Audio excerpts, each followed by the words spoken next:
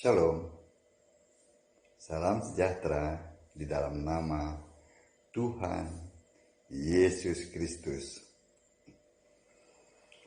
Bapak Ibu sekalian yang saya kasihi di dalam nama Tuhan Yesus Kristus, kali ini kita akan membahas mengenai kronologi kiamat. Tentu menurut Alkitab. Ya. Jadi bukan ngarang-ngarang bebas. Ya kan?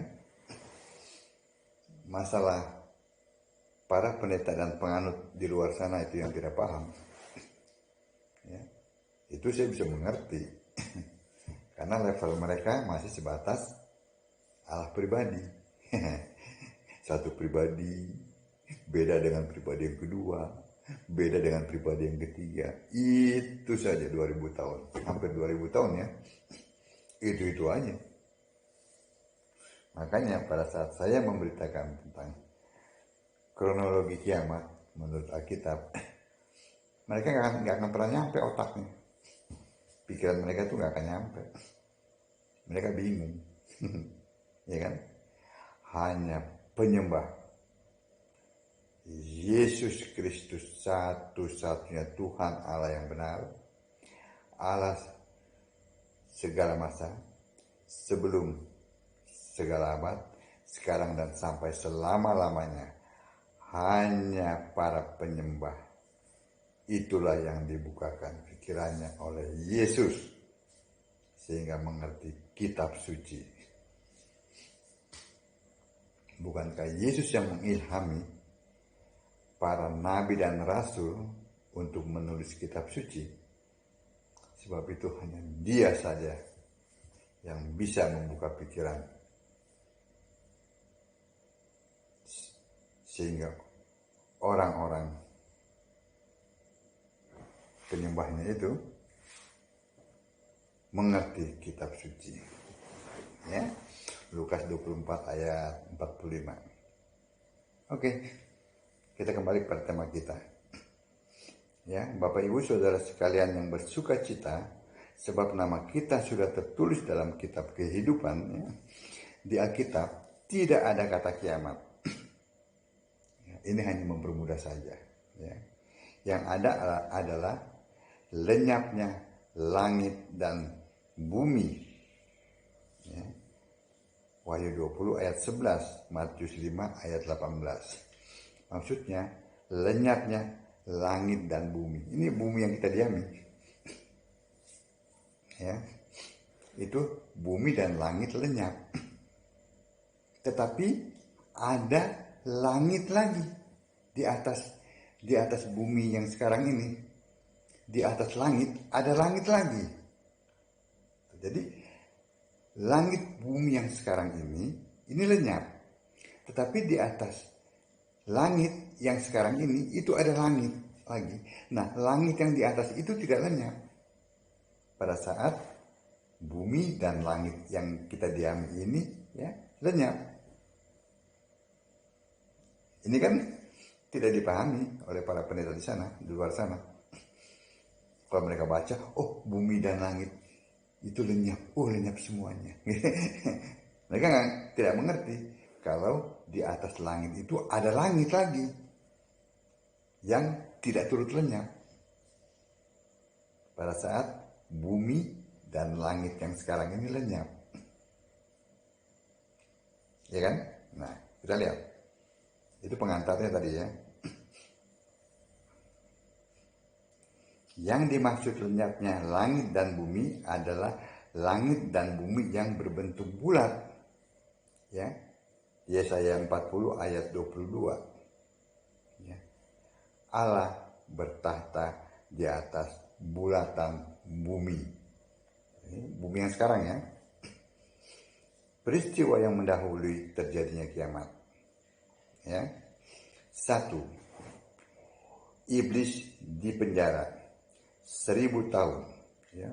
Terdapat dalam Wahyu 20 ayat 1 dan 2. Dimasukkan ke jurang maut. Itu ingat ya, 1. Kedua, kerajaan 1000 tahun berlangsung damai. Setelah itu ya, pada saat iblis ya di penjara 1000 tahun tuh, ada kerajaan 1000 tahun itu berlangsung damai ya. Wahyu 20 ayat 4. Di bumi bulat berlangsung kerajaan 1000 tahun ya, berpusat di Yerusalem. Yang jadi raja adalah anak domba ya, berkarakter Kristus, wujudnya seperti tubuh saat kebangkitan itu ya. Dibantu 144.000 ya, orang ya sebagai hakim dan para martir sebagai kepala wilayah ya. Iblis dirantai di penjara 1000 tahun, maka kerajaan 1000 tahun di bumi itu berlangsung damai karena iblis ini penjara. Itu yang kedua. Yang ketiga, perang Gog dan Magog ya, Wahyu 20 ayat 8. Setelah 1000 tahun itu ya, iblis dilepas dari penjaranya dan rantainya juga dilepas ya. Lalu dalam waktu singkat menyesatkan bangsa-bangsa dan menyerang Yerusalem. Tetapi anak domba mengalahkannya. Iblis tidak berdaya, tapi belum dibinasakan. Kenapa? Perhatikan ini. Sebab neraka belum ada. Ya. Jadi iblis itu dibelenggu di suatu tempat. Tetapi belum dibinasakan. Karena nerakanya belum ada, belum diciptakan. Ya. Nah. Lalu detik-detik ya terjadinya kiamat. Yang pertama perhatikan. Yesus Tuhan Allah duduk di tahta putih ya, Wahyu 20 ayat 11 ya. Ayat ini menunjukkan bahwa yang menentukan kiamat ternyata bukan Bapa seperti yang gagal dipahami di Matius 24 ayat 36. Waktu itu kan Yesus masih jadi manusia ya. Maka saat itu ya, Yesus berkata, hanya Bapa, maksudnya Allah, yang tahu. Malaikat tidak tahu.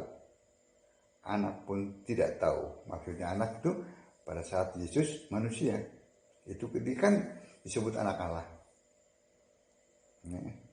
Setelah Yesus naik ke surga, ya, maka Yesus adalah Tuhan dan Allah itu. Sehingga dialah yang duduk di tahta putih itu. Dan dialah yang menentukan kiamat itu. Jadi waktu dia manusia, anak Allah, dia katakan dia tidak tahu. Betul. Masa manusia tahu? Tapi setelah dia naik ke surga, duduk di tahta itu, ternyata Yesus yang roh itu, yang adalah Allah. Dari hadapannya lenyap langit dan bumi yang bulat itu. Ya. Yang kedua, yaitu Yesus Tuhan Allah melenyapkan langit bumi. Yang saya baru sebutkan tadi. Wahyu 20 ayat 11. Dari hadapannya lenyaplah bumi dan langit dan tidak ditemukan lagi tempatnya. Ya, yang duduk di tahta putih itu Yesus, yang roh, yang adalah Allah. Lalu dari hadapannya hilang, dia hilangkan itu. Dia lenyapkan langit dan bumi yang bulat itu. Ya. Lalu dia ciptakan bumi yang baru. Jadi penghakiman itu di bumi yang baru. Ya, Wahyu 21 ayat 1. Enggak lama begitu bumi yang sekarang ini dilenyapkan, diciptakan yang baru. Ya. Pada saat bumi dan langit ini yang bulat ini diciptakan, ada langit di atas langit itu yang tidak ikut hilang, tidak ikut lenyap. Ya. Lalu dari hadapannya dia ciptakan bumi yang baru.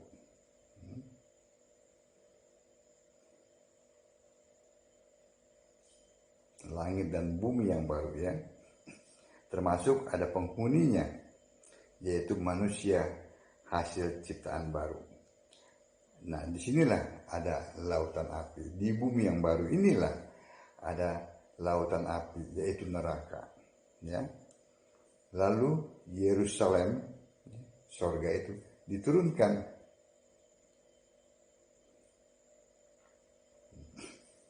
Yang keempat, iblis dihukum, manusia dihakimi. Wahyu 20 ayat 10. Karena neraka tadi sudah tersedia, maka iblis dihukum, dibinasakan di lautan api. Ya. Demikian pula semua umat dari segala agama di jagat raya ini yang namanya tidak tercantum dalam kitab kehidupan, ya, semuanya masuk lautan api. Wahyu 20 ayat 12 sampai 15. Nah, ini pertanyaannya, berbagai macam pertanyaan. Gimana tahta putih itu? Ya. Tadi yang sudah saya singgung-singgung, tahta putih adalah tahta sorga. Tentu lokasinya ada di sorga, di langit, di atas langit, langitnya langit bumi yang sekarang. Ya, itu beda ya dengan langitnya yang bumi sekarang ini. Dia ada di atasnya. Nah, bahasanya di atas langit ada langit. Nah, gitu. Itu bukan ini. Itu memang seperti itu. Ya. Lokasinya tahta putih itu, ya. Yang kedua, bumi dan langitnya yang lenyap itu benar-benar lenyap, ya. Bukan hanya direnovasi atau diperbaiki, ya. Terdapat dalam Wahyu 20 ayat 11 dan Wahyu 21 ayat 1. Ya. Bumi yang bulat ini benar-benar lenyap. Yang ketiga, sorga itu langit milik Allah. Ya, sudah jelaskan bahwa pada saat langit dan bumi yang bulat ini lenyap, langit yang di atas langit itu tidak ikut lenyap. Ya. Yesaya 40 ayat 22. Allah bertata di atas bulatan bumi. Ya. Alkitab lalu menyebut bumi itu ada 3 bagian. Ya. Langit di atas, bumi di bawah, dan air di bawah bumi. Ya. Keluaran 20 ayat 4 dan Filipi 2 ayat 10. Ya. Jadi lokasi tahta putih itu di langit milik Allah, ya, di atas langit di atas langit, ya. Itu yang dimaksud, ya. Yang kedua, mana lebih dulu, kiamat dulu atau orang mati di kuburan pada bangkit, ya. Ayat Alkitab menulis langit bumi lebih dulu lenyap, ya. Yang bangkit dari kuburan adalah tubuh kebangkitan, dan Tuhan Allah Yesus Kristus, anak domba itu maha kuasa. Ya. Wahyu 1 ayat 8. Tentu karena dia ada Allah yang maha kuasa, maka tidak ada masalah bagi Tuhan Allah. Ya. Ternyata tubuh kebangkitan yang bangkit dari kuburan itu berada di hadapan tahta putih. Wahyu 20 ayat 13. Itu artinya tahta putih itu tidak ikut lenyap, ya. Ya. Kenapa? Dia ada di atas langit yang sekarang ini, ya. Lalu kapan penghakiman domba kambing dilaksanakan? Itu bersamaan dengan penghakiman semua agama. Amin.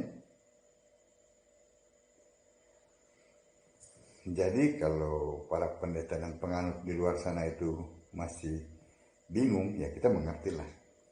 Ya Bapak Ibu harus mengertilah bahwa level mereka masih sebatas pribadi. Pasti muter-muter. Mana mungkin mereka bisa memahami kitab Wahyu, ya kan?